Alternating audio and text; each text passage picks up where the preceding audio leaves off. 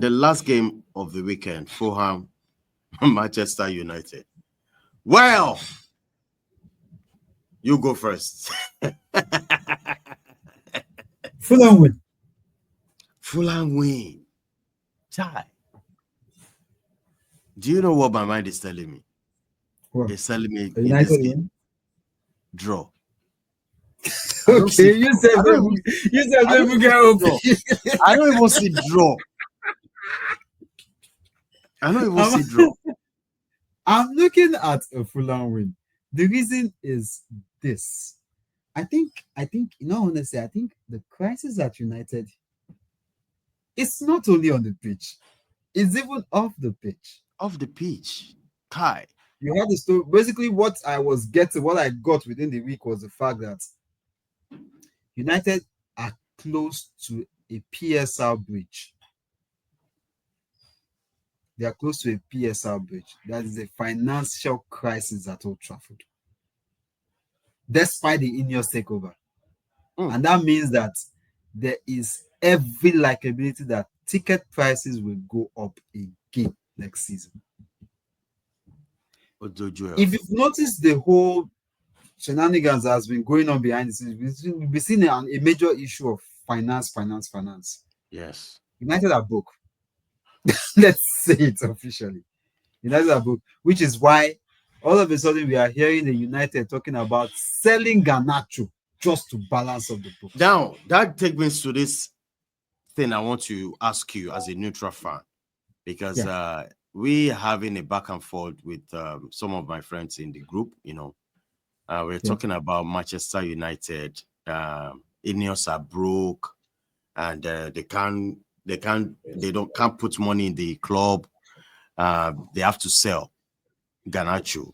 And I was thinking, if we are having this kind of ideas of, let's give them a chance in the first place, if they know they don't have the money to pump into the club, they shouldn't be. Why buy the club? Why buying the club? Why must a fan like us now be having a messy bearing the brunt, bearing it? Mistakes. Exactly. They don't have money. They have to sell.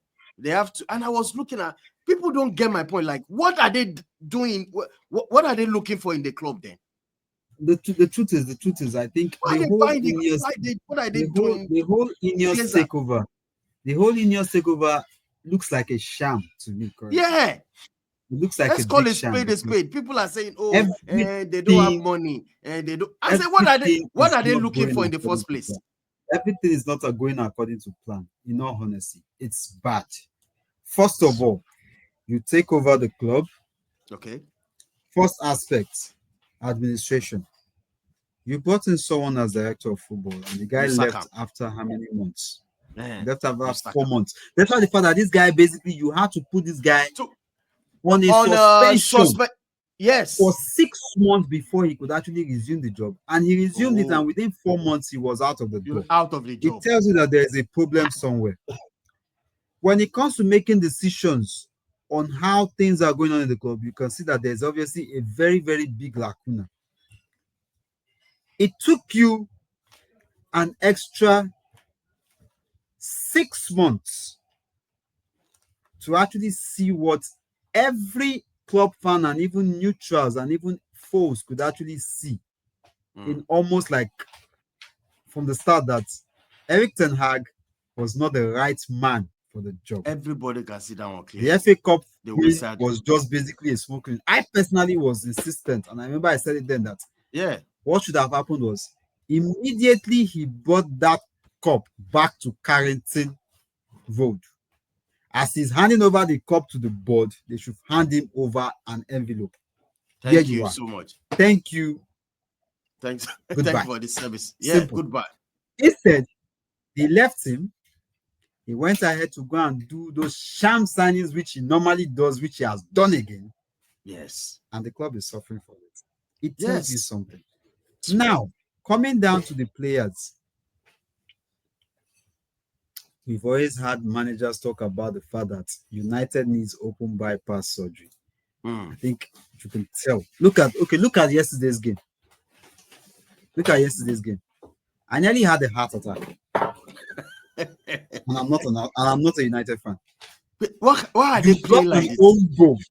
You got an own goal from a goalkeeper because basically you are having chances that you were not converting. You got an own goal from a goalkeeper, and we all felt like this game was already okay. United is going to take this game. Only to get shocked with that late equalizer. If not for the sheer ingenuity of Bruno Fernandes, we'll have been talking about another draw now.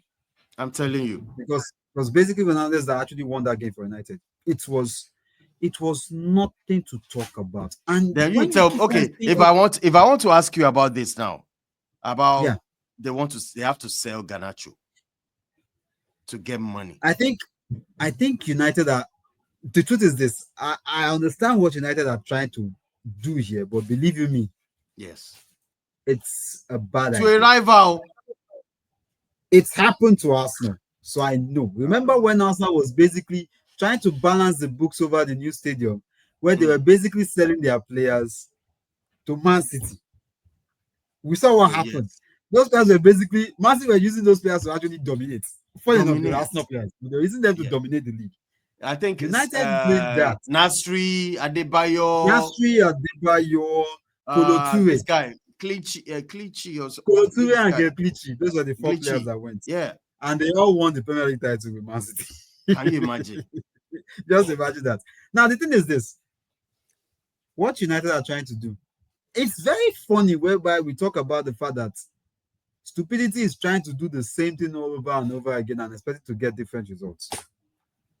United did this exact thing by giving Sancho to Chelsea.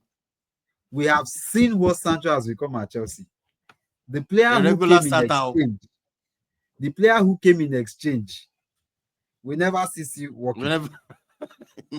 Do they want to repeat the same thing? The fact that they are trying to repeat the same thing with Garnacho is actually crazy, in honesty. It's crazy. If there's one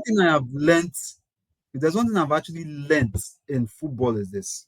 Look, if you want to be taken serious, you do not sell your star players to your direct rivals. That's stupidity at the highest order. Because it's just as if you're looking at the backer now saying that they have a financial crisis and they feel the only way to solve it is to sell a Lamine Yamal to Real Madrid. You don't finish done.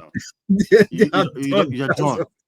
They are done. So basically, I feel like what United needs right now, in all honesty, it's not selling big players. It's not selling your main players.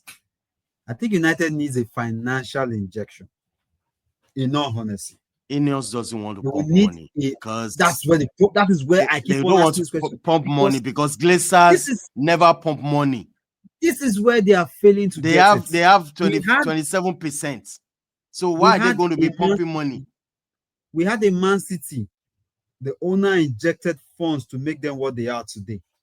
Now that they've gone into a crisis, he has also injected funds for them to get players. See players, they don't sign players. 3 players already. You had a Chelsea under Abramovich. Whenever the club Abramovich wanted to get this team actually succeed, he brings out the cash, no questions asked.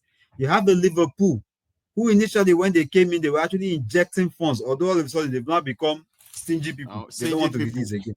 That's America. You're having an Arsenal whereby when Arteta said that this team actually needed players, the boss said, you know what? Okay, fine. Okay. This is the player you want.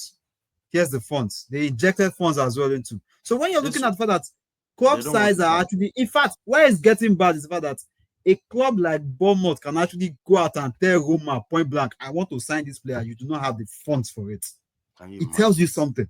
So if United are telling me that they cannot give me those funds as a manager to get the players I want, then I think we should start telling ourselves that maybe these guys are not exactly the right people United need to take them to the next level. Yes. Well, this is how far we can go tonight. Jeffers, thank you so much for joining us. Let's see what comes out of this, our win, lose, and draw. You remember? Sure. Let's see how it's going to be on Monday. So, all right, Jeffers, thank you so much. I appreciate it. All right, guys.